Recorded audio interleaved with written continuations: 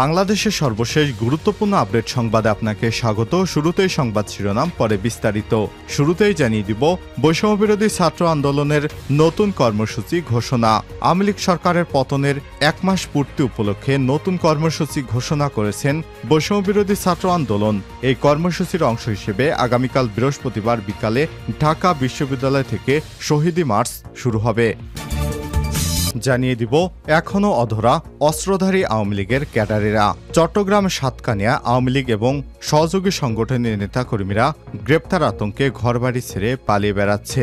গত 5 আগস্ট সরকার পতনের আগের দিন উপজেলা কেরানীহাটে ছাত্র জনতার দিকে গুলি ছোড়ার ঘটনায় জনরোষ এড়াতে শুধু নেতারাই নয়, কর্মীরাও গা ঢাকা দিয়েছে। তবে এই ঘটনায় এখন পর্যন্ত কোনো আসামিকে গ্রেপ্তার করতে পারেনি পুলিশ। এমনই প্রকাশ্যে অস্ত্র উঁচে গুলি করে হেলমেট পরা অস্ত্রধারীরাও রয়েছে এখনও অধরা। উদ্ধার হয়নি সেসব অবৈধ অস্ত্র। জানাবো সাবেক মন্ত্রীপুত্রের যুক্তরাষ্ট্রে 12 অ্যাপার্টমেন্ট, মেডিকেল কলেজ এবং হাসপাতালের 175 কোটি টাকা সরকারি ক্রয়ের দুর্নীতি এবং অর্থ পাচার করে নিউ ইয়র্কের 12টি অ্যাপার্টমেন্ট ক্রয়ের অভিযোগ রয়েছে সাবেক স্বাস্থ্যমন্ত্রী মোহাম্মদ নাসিমের ছেলে তমাল মনসুরের বিরুদ্ধে। এই অভিযোগ অনুসন্ধানের সিদ্ধান্ত নিয়েছে দুর্নীতি দমন কমিশন দুদক। এছাড়াও তমালের বিরুদ্ধে অর্থ পাচার প্রকল্পের অনিয়ম, দেশে বিদেশে বিপুল অবৈধ সম্পদ গড়ার অভিযোগ রয়েছে। গতকাল দুদকের উপপরিচালক মোহাম্মদ আক্তারুল ইসলাম এসব তথ্য নিশ্চিত করেছেন। এবারে জানাবো সচিবদের সঙ্গে প্রধান উপদেষ্টার প্রথম বৈঠক। অন্তর্বর্তীকালীন সরকারের প্রধান উপদেষ্টা প্রফেসর ডক্টর মোহাম্মদ ইউনূসের সঙ্গে বৈঠক করছেন সচিবেরা। আজ বুধবার বেলা 11:30টায় তেজগাঁওয়ে প্রধান উপদেষ্টার কার্যালয়ে এই বৈঠক শুরু হয়। জানিয়ে দিব গরম পানি ঢালার পরামর্শদাতা অরুণা বিশ্বাসের গোপনে দেশত্যাগ। ছাত্র আন্দোলনের সময় শিক্ষার্থীদের উপর গরম পানি ঢেলে দেওয়ার নির্দেশ দিয়েছিলেন আলোচিত মডেল অরুণা বিশ্বাস। তিনি গোপনে দেশ ছেড়ে পালিয়েছেন। শেখ হাসিনা পালানোর পর তিনিও আত্মগোপনে ছিলেন। এরপর সময় সুযোগ বুঝে তিনি দেশ ছেড়ে ভারতে হয়তো পালিয়ে গেছেন। এবং সর্বশেষ জানিয়ে দিব আশুলিয়ায় শ্রমিক বিক্ষোভ, কমপক্ষে 60টি পোশাক কারখানা ছুটি ঘোষণা। পোশাক শ্রমিকদের বিক্ষোভের মুখে শিল্পাঞ্চল আশুলিয়ায় অন্তত 60টি কারখানায় ছুটি ঘোষণা করেছে কর্তৃপক্ষ। আজ বুধবার এই ছুটি ঘোষণা করা হয়েছে। খবর পেয়ে সেনাবাহিনীর সদস্য সহ আইনশৃঙ্খলা রক্ষাকারী বাহিনীর সদস্যরা সতর্ক অবস্থানে রয়েছেন। জানা গেছে বুধবার সকালে আশুলিয়া বাইপল আবদুল্লাপুর সড়কের বাইপাল থেকে জিরাবো এলাকা পর্যন্ত অবস্থিত বিভিন্ন কারখানার শ্রমিকেরা কারখানায় প্রবেশ করলেও কাজ করে না, বিভিন্ন দাবি আদায় বিক্ষোভ শুরু করে। এক পর্যায়ে কর্তৃপক্ষ একে একে কারখানাগুলো ছুটি ঘোষণা করতে বাধ্য হয়। কারখানা ছুটি ঘোষণার পর শ্রমিকেরা বাইরে বেরিয়ে এসে অন্যান্য কারখানার সামনে গিয়ে বিক্ষোভ করে। পরবর্তী তারা ইটপাটকেল নিক্ষেপ শুরু করে। সে সময় কারখানা কর্তৃপক্ষ কারখানার ছুটি ঘোষণা করতে বাধ্য হয়। এই রিপোর্ট লেখা পর্যন্ত এই অঞ্চলে অন্তত 60টি ছোট বড় পোশাক কারখানা ছুটি ঘোষণা তথ্য পাওয়া গেছে। শ্রমিক বিক্ষোভের মুখে বন্ধ হয়ে যায় নবীনগর চন্ডা এবং বাইপাল আবদুল্লাপুর সড়ক। পরিস্থিতি নিয়ন্ত্রণে কাজ করছে শিল্প পুলিশ, সেনাবাহিনী এবং বিজিবির সদস্যরা। শিল্প পুলিশ 1-এর পুলিশ সুপার মোহাম্মদ সারোয়ার আলম গণমাধ্যমকে বলেন, বিক্ষোভের মুখে বাইপাল আবদুল্লাপুর সড়কের জিরাবো এলাকা পর্যন্ত সড়কের উভয় পাশে অন্তত 60টি কারখানা কর্তৃপক্ষ কারখানা ছুটি ঘোষণা করতে বাধ্য হয়েছে। এ সময় তিনি আরো বলেন, সকাল 8টার মধ্যে এই ঝামেলা শুরু হয়েছে। পরে একে একে উদ্ভূত পরিস্থিতি কারখানা কর্তৃপক্ষ কারখানাগুলো ছুটি দিয়ে দেয়। শ্রমিকেরা এখন সড়কে রয়েছে। আমরা পরিস্থিতি স্বাভাবিক করতে চেষ্টা চালিয়ে যাচ্ছি। প্রিয় দর্শক, এতক্ষণ শুনছিলেন সংবাদ শিরোনাম, এবারে বিস্তারিত। তবে তার আগে বন্ধুরা অনুরোধ থাকবে এই সংবাদটিতে একটি লাইক দিন। এই চ্যানেলে আপনি নতুন হয়ে থাকলে আমাদের সংবাদটি দেখতে দেখতে চ্যানেলটি সাবস্ক্রাইব করে রাখুন, যাতে করে বন্ধুরা আমাদের পরবর্তী লেটেস্ট আপডেট সংবাদগুলো সবার আগে আপনার কাছে পৌঁছে যায়। এবারে বিস্তারিত। বৈষম্যবিরোধী ছাত্র আন্দোলনের নতুন কর্মসূচি ঘোষণা। আওয়ামী লীগ সরকারের পতনের 1 মাস পূর্তি উপলক্ষে নতুন কর্মসূচি ঘোষণা করেছেন বৈষম্যবিরোধী ছাত্র আন্দোলন এই কর্মসূচির অংশ হিসেবে আগামীকাল বৃহস্পতিবার বিকেলে ঢাকা বিশ্ববিদ্যালয় থেকে শহীদ মার্চ শুরু হবে। আজ বুধবার 4 সেপ্টেম্বর দুপুরে বৈষম্যবিরোধী ছাত্র আন্দোলনের সমন্বয়ক সাজিস আলম এই কর্মসূচি ঘোষণা করেছেন। এ সময় সমন্বয়ক হাসনাত আব্দুল্লাহ উপস্থিত ছিলেন। সরকারি চাকরিতে কোটা সংস্কার আন্দোলন এবং ছাত্র জনতার আন্দোলনের মুখে আওয়ামী লীগ সরকার পতনের পর 1 মাস পূর্তি উপলক্ষে এই কর্মসূচি ঘোষণা করা হয়েছে। সাজিস আলম বলেন, বৈষম্যবিরোধী ছাত্র আন্দোলনের শহীদ এবং আহতদের স্মরণে এই শহীদ মার্চ করা হবে। মার্চটি ঢাকা বিশ্ববিদ্যালয়ের রাজু ভাস্কর্যের সামনে থেকে বিকাল 3টায় শুরু হবে। মার্চ কর্মসূচি রাজু ভাস্কর্য থেকে শুরু হয়ে নীলক্ষেত সায়েন্স ল্যাব কলাবাগান হয়ে মানিক মিয়া এভিনিউতে যাবে। এরপর বিজয় সারণী ফার্মগেট হয়ে কারণবাজার শাহবাগ হয়ে পুনরায় রাজু ভাস্কর্যে এসে শেষ হবে। বৈষম্যবিরোধী ছাত্র আন্দোলনের পরবর্তী কর্মসূচি ও রূপরেখা জানাতেই এই সংবাদ সম্মেলনের আয়োজন করা হয়েছে। এ সময় আবু বাকের মজুমদার সহ অন্যান্য সমন্বয়কেরাও সেখানে উপস্থিত ছিলেন। এখনও অধরা অস্ত্রধারী আওয়ামী ক্যাডারেরা।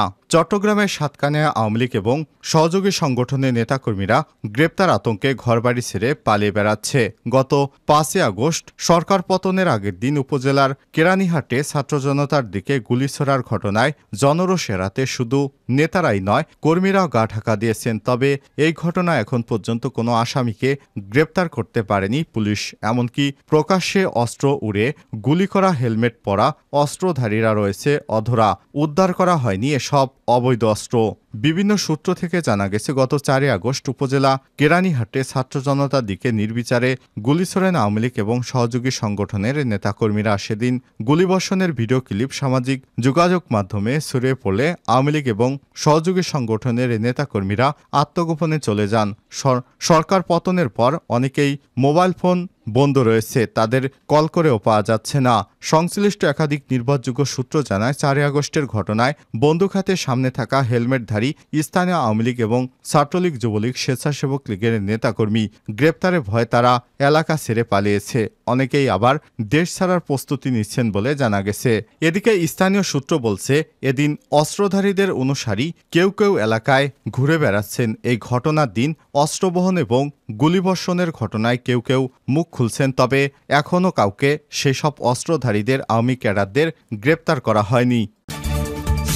সাবেক মন্ত্রীপুত্রের যুক্তরাষ্ট্রে 12 অ্যাপার্টমেন্ট, মেডিকেল কলেজ এবং হাসপাতালে 125 কোটি টাকা সরকারি ক্রয় দুর্নীতি এবং অর্থ পাচার করে নিউ ইয়র্কে 12 অ্যাপার্টমেন্ট ক্রয়ের অভিযোগ সাবেক স্বাস্থ্যমন্ত্রী মোহাম্মদ নাসিমের ছেলে তমাল মনসুরের বিরুদ্ধে। অভিযোগ অনুসন্ধানের সিদ্ধান্ত নিয়েছে দুর্নীতি দমন কমিশন দুদক। এছাড়াও তমালের বিরুদ্ধে অর্থ পাচার, প্রকল্পে অনিয়ম সহ দেশে বিদেশে বিপুল অবৈধ সম্পদ গড়ার অভিযোগ রয়েছে। গতকাল দুদকের উপপরিচালক মোহাম্মদ আক্তারুল ইসলাম এসব তথ্য নিশ্চিত করেছেন। অভিযোগ সূত্র থেকে জানা যায়, তমাল মনসুরের বিরুদ্ধে যুক্তরাষ্ট্রের নিউ ইয়র্কের জামাইকার রিয়েল এস্টেট বিজনেস জামাইকায় অবস্থিত আফতাব স্কাই ভিউ কন্ডোমিনিয়াম টাওয়ারে 12টি অ্যাপার্টমেন্ট, 4টি পার্কিং স্পেস ক্রয় এবং বিদেশে টাকা পাচারের অভিযোগ রয়েছে। এছাড়াও বাবার ক্ষমতার অপব্যবহারের মাধ্যমে দুর্নীতি, অনিয়ম সহ বিভিন্ন অনৈতিক কার্যক্রমে জড়িয়ে পড়েন তমাল। এর মধ্যে গাজীপুরের শহীদ তাজউদ্দিন মেডিকেল কলেজ হাসপাতালে 175 কোটি টাকার সরকারি ক্রয়ের নিম্নমানের মালামাল সরবরাহ করে সরকারি অর্থ আত্মসাৎ করেন তিনি। সচিবদের সঙ্গে প্রধান উপদেষ্টার প্রথম বৈঠক চলছে। অন্তর্বর্তীকালীন সরকারের প্রধান উপদেষ্টা ডক্টর মোহাম্মদ ইউনূসের সঙ্গে সচিবদের বৈঠক শুরু হয়েছে। আজ বুধবার বেলা 11:30টায় তেজগাঁওয়ে প্রধান উপদেষ্টার কার্যালয়ে এই বৈঠক শুরু হয়েছে। প্রধান উপদেষ্টার প্রেস উইং কর্মকর্তা এসব তথ্য জানিয়েছেন। গত 8 আগস্ট ইউনূসের নেতৃত্বাধীন অন্তর্বর্তীকালীন সরকার গঠনের পর এই প্রথমবারের মতো সচিবদের সঙ্গে বৈঠক করছেন সরকার প্রধান। জানা গেছে, সাধারণ সচিব সভায় কয়েকটি নির্ধারিত গুরুত্বপূর্ণ এজেন্ডার বাইরে দেশের সার্বিক পরিস্থিতি নিয়ে আলোচনা হয়। এবার এই বৈঠকের জন্য প্রস্তাবিত এজেন্ডা থাকছে না। জানা গেছে, সচিবদের সঙ্গে বৈঠকে সারা দেশে প্রশাসনিক কাজগুলো কিভাবে দ্রুত স্বাভাবিক ধারায় ফিরে আনা যায় এ সংক্রান্ত পরামর্শ শুনতে চাইতে পারেন প্রধান উপদেষ্টা। একই সঙ্গে সরকারের এসব বিষয় নিয়ে কী ভাবছে এ সংক্রান্ত নির্দেশনা সরাসরি সব সচিবকে দেবেন ডক্টর মোহাম্মদ ইউনূস। শিক্ষার্থীদের গরম পানি ঢেলে হত্যার পরামর্শদাতা অরুণা বিশ্বাস গোপনে দেশত্যাগ করেছেন। আলো আসবে শিরোনামে হোয়াটসঅ্যাপ গ্রুপ নিয়ে আলোচনা চলছে দেশজুড়ে। বৈষম্যবিরোধী ছাত্র আন্দোলনে শিক্ষার্থীদের বিপক্ষে প্রায় ১৬০ জন আওয়ামীপন্থী অভিনয় শিল্পী নির্মাতা একজোট হয়ে নানান কথোপকথন উঠে এসেছে এই গ্রুপে আন্দোলনরত শিক্ষার্থীদের উপর গরম পানি ঢালার পরামর্শ দিয়েছিলেন অভিনেত্রী অরুণা বিশ্বাস। হোয়াটসঅ্যাপ গ্রুপের আলাপচারিতার অংশ প্রকাশ্যে আসার পর থেকেই অরুণা বিশ্বাস এর শাস্তি দাবি করছেন সহশিল্পী থেকে শুরু করে ভক্তরা। তবে জানা গেছে গোপনে দেশ ছেড়ে কানাডায় পাড়ি জমিয়েছেন তিনি। শেখ হাসিনা সরকারের পতনের 2 দিনের পরপরই তিনি কানাডায় গোপনে পালিয়ে গেছেন। গত 8ই আগস্ট দেশ ছাড়ার সময় অরুণা বিশ্বাস সামাজিক যোগাযোগ মাধ্যমে দেশ ছাড়ার আভাস দেন। সেদিন ফেসবুকে তিনি লিখেছিলেন, প্রিয় জন্মভূমি আমার, ভালো থেকো তুমি।